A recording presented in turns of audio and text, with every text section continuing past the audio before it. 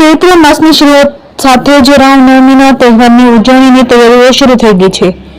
સાવરકુંડલામાં શ્રી રામનવમીના દિવસેથી સન 1983 થી ભવ્ય શોભાયાત્રાનો પ્રારંભ કરવામાં આવ્યો હતો। ત્યારથી આજ દિન સુધી ભવ્ય રીતે શોભાયાત્રા કાઢવામાં આવે છે।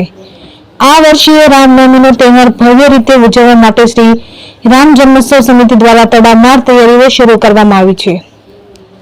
સાવરકુંડલા ખાતે કાર્યાલયને ખુલ્લું મૂકવામાં આવ્યું હતું તેમજ આ પ્રસંગે શ્રી સત્યનારાયણ ભગવાનની કથાનું ભવ્ય આયોજન કરાયું હતું અને શ્રી હનુમાન ચાલીસાના પાઠનું સંગીતમય શૈલીમાં સુંદર આયોજન કરવામાં આવ્યું હતું।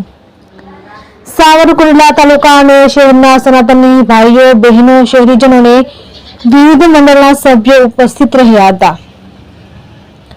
શ્રી રામ જન્મોત્સવ સમિતિ દ્વારા રામનવમીના દિવસે ભવ્ય અને દિવ્ય શોભાયાત્રાનું આયોજન કરવામાં આવશે।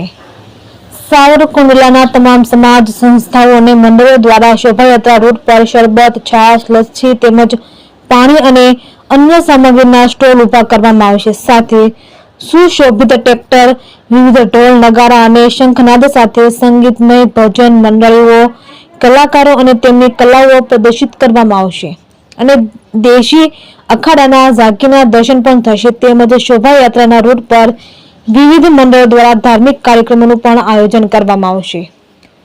દરેક ધર્મપ્રેમી જનતાને રામ જન્મોત્સવ સમિતિના કાર્યાલય ખાતેથી ધજા, ગાડી ધજા, પતાકા, દોરી અને શોભાયાત્રા સંદર્ભેનું અન્ય સાહિત્ય મેળવી શકે છે।